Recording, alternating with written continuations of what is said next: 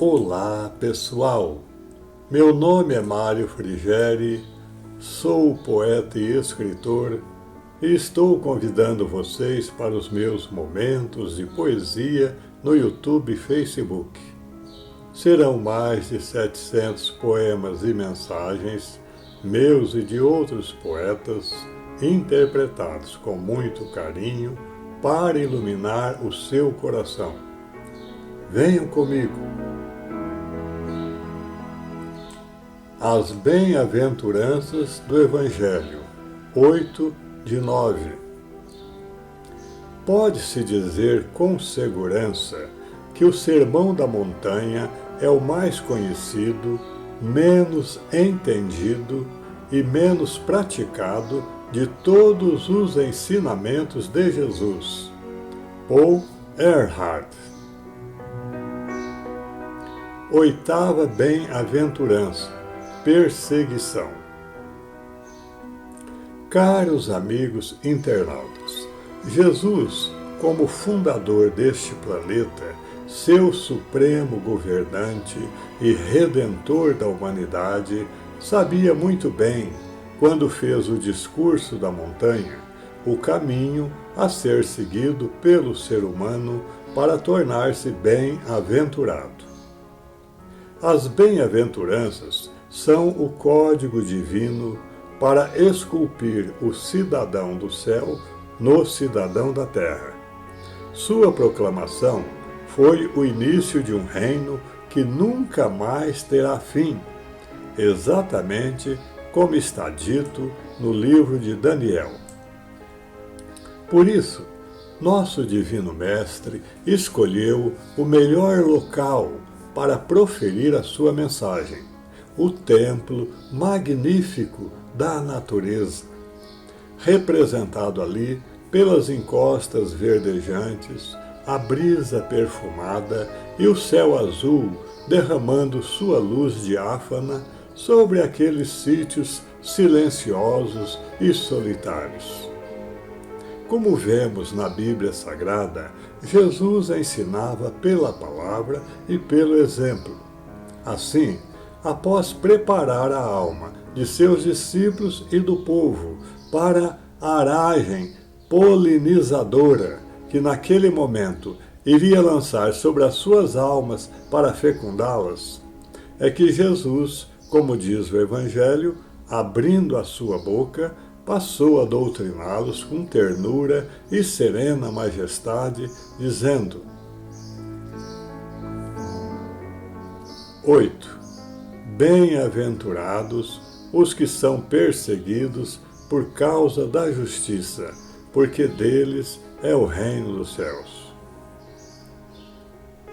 Essa expressão, por causa da justiça, também é traduzida de outras duas formas: por causa da verdade e por amor à justiça. É preciso, portanto, desdobrar essa bem-aventurança para captar-lhe o verdadeiro sentido, assim como se desdobra um leque para ver o desenho oculto entre suas dobras. A bênção enunciada pelo Cristo certamente pode ser desdobrada da seguinte forma: bem-aventurados os que são perseguidos por causa da prática da justiça divina, porque deles é o reino dos céus.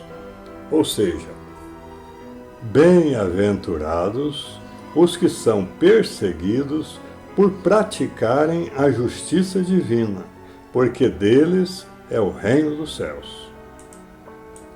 Jesus não estava se referindo à justiça humana, porque há muitos perseguidos por ela neste mundo, e nem por isso eles são bem-aventurados. Os que deram causa a essa perseguição, a ela fazem jus.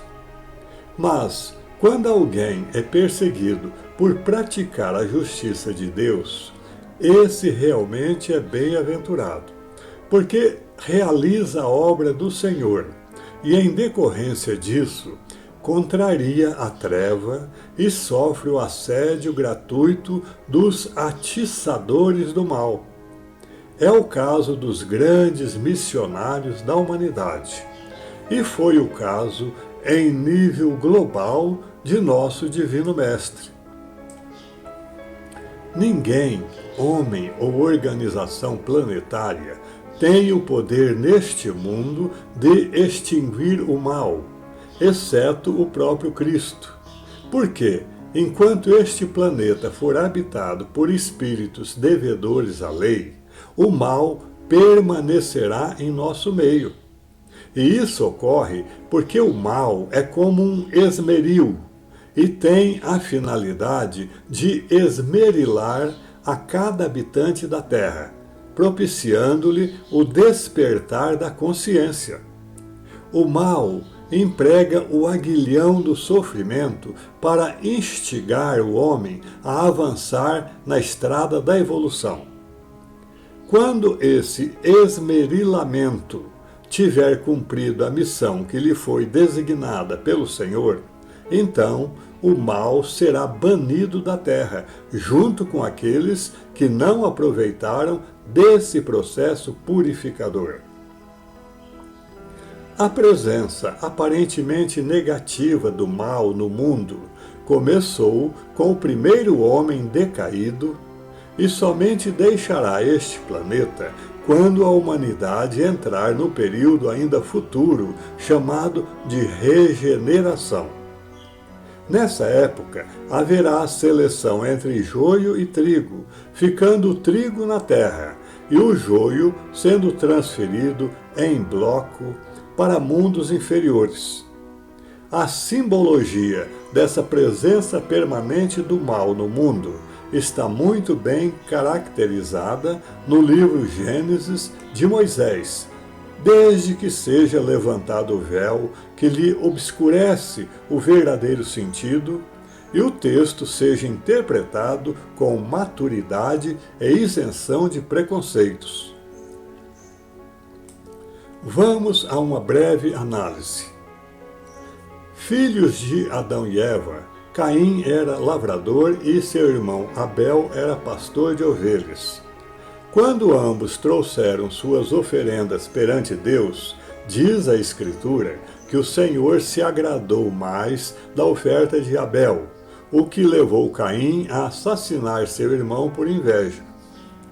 Deus irou-se com esse primeiro homicídio da história e amaldiçoou o criminoso, dizendo que ele, a partir daí e por causa disso, seria fugitivo e errante pela terra. Caim sentiu o peso do castigo, a ponto de quase não poder suportá-lo, porque, doravante, disse ele, teria de fugir constantemente da presença do Senhor. E o que era pior, ele reclamou que, em decorrência dessa maldição, quem com ele se encontrasse o mataria. Deus, porém, lhe assegura que qualquer um que matar Caim será vingado 7 vezes. E o Senhor pôs um sinal em Caim, para que não o ferisse de morte quem quer que o encontrasse. É o que pode ser lido em Gênesis, capítulo 4. Dessa forma, de acordo com a revelação mosaica, encontra-se o mal selado por Deus com o selo de uma necessária e transitória imortalidade neste mundo.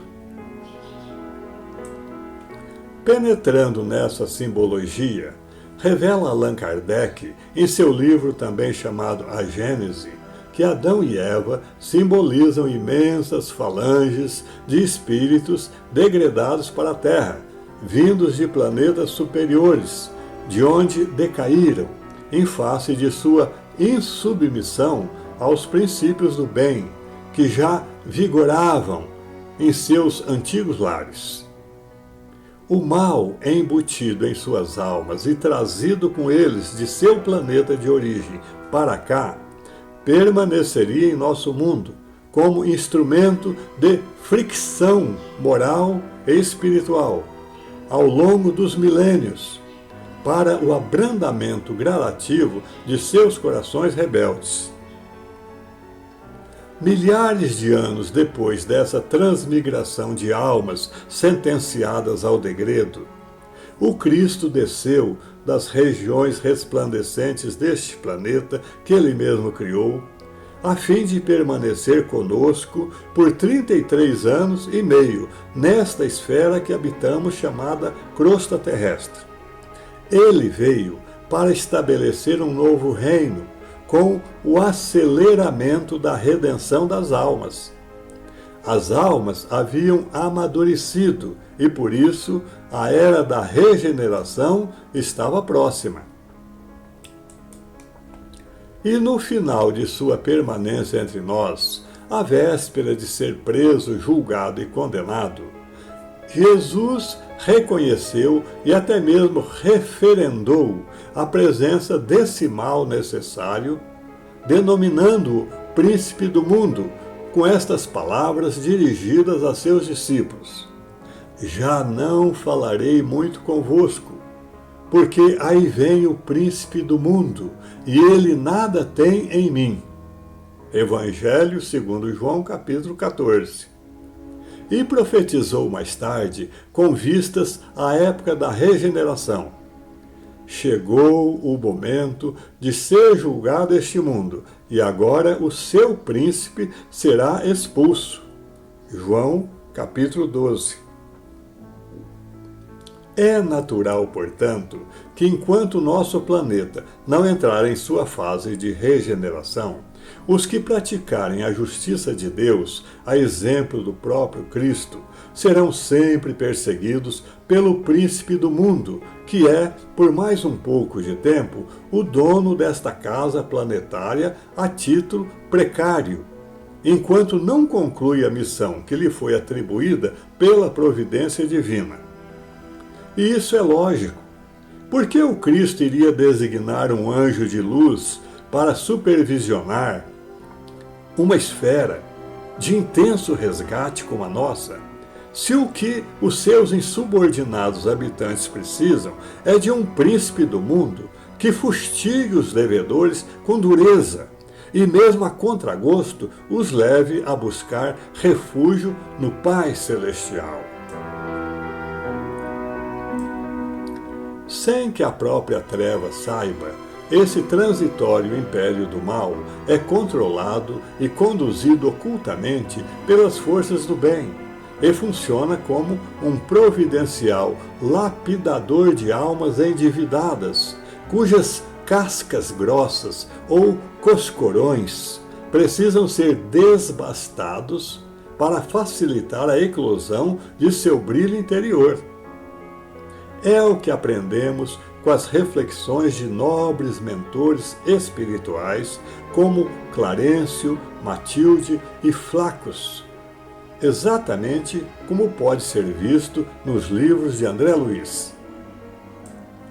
O Senhor tolera a desarmonia a fim de que, por intermédio dela mesma, se efetue o reajustamento moral dos espíritos que a sustentam, de vez que o mal reage sobre aqueles que o praticam, auxiliando-os a compreender a excelência e a imortalidade do bem, que é o inamovível fundamento da lei. Clarencio, no livro Entre a Terra e o Céu. Somos diamantes brutos, revestidos pelo duro cascalho de nossas milenárias imperfeições, localizados pela magnanimidade do Senhor na ourivesaria da terra. A dor, o obstáculo e o conflito são bem-aventuradas ferramentas de melhoria funcionando em nosso favor. Matilde, no livro Libertação. Somos simplesmente alguns bilhões de seres perante a eternidade. E estejamos convencidos de que, se o diamante é lapidado pelo diamante, o mal só pode ser corrigido pelo mal. Funciona a justiça através da injustiça aparente, até que o amor nasça e redima os que se condenaram a longas e dolorosas sentenças diante da boa lei. Flacos, no livro Libertação. Para ilustrar essa providencial atuação do mal, que apesar de sempre causar sofrimento, acaba por reconduzir as almas ao rebanho divino, vamos recordar a parábola contada por Chico Xavier, segundo anotações de Carlos Bacelli, no seu livro Chico Xavier, A Sombra do Abacateiro. Chico contou que certo aprendiz, chegando perto de um pastor de ovelhas, perguntou: "Se uma ovelha cair na fossa, o que você fará?" "Eu a recolho e carrego", respondeu o pastor. "E se a ovelha se machucar, se estiver ferida?" "Eu a curo, e mesmo se estiver sangrando, eu a carrego." O aprendiz pensou alguns segundos e perguntou por fim: "Mas e se a ovelha fugir para muito longe, léguas e léguas?" O pastor, zeloso e experimentado, fitando o grande rebanho que pastava no vale, respondeu: "Eu não posso ir atrás, porque não posso deixar todo o rebanho por causa de uma ovelha rebelde. Então, eu mando o cão buscá-la." E coroando os preciosos apontamentos da parábola, Chico arremata: "A mesma coisa acontece com o Cristo diante de nós, quando nos afastamos do caminho certo léguas e léguas. Ele não vai atrás, mas vai o cão, que é o sofrimento." E, finalmente, essa bem-aventurança é encerrada com estas palavras: "Porque deles é o reino dos céus."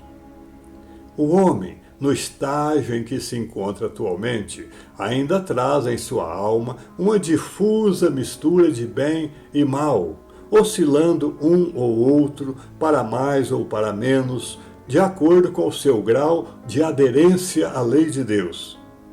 Os que se acham no carreiro final da quitação encontram poderosa energia na bênção dessa bem-aventurança, porque sabem que aquela coroa da justiça de que fala o apóstolo Paulo também está muito próxima de ser depositada suavemente em suas cabeças.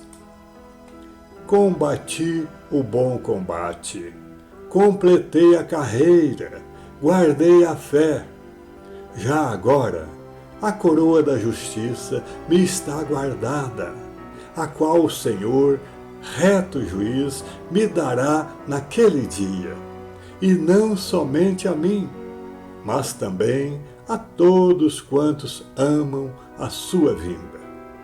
Segunda Epístola a Timóteo 4, 7 e 8.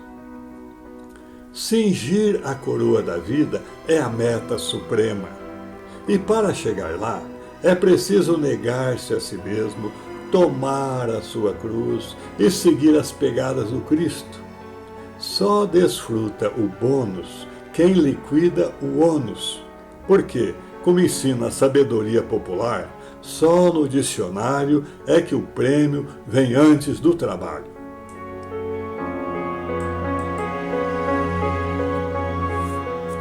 As bem-aventuranças do Evangelho, 8 de 9.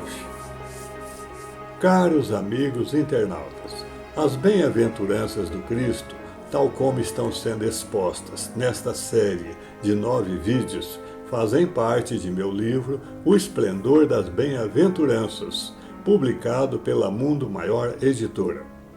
Não deixem, portanto, de assistir ao próximo vídeo, o de número 9, no qual exporemos a 9ª e última bem-aventurança, que diz o seguinte: 9. Bem-aventurados sois vós, quando vos perseguem e quando vos injuriam, e mentindo fazem todo o mal contra vós por minha causa. Exultai e alegrai-vos, porque é grande o vosso galardão nos céus.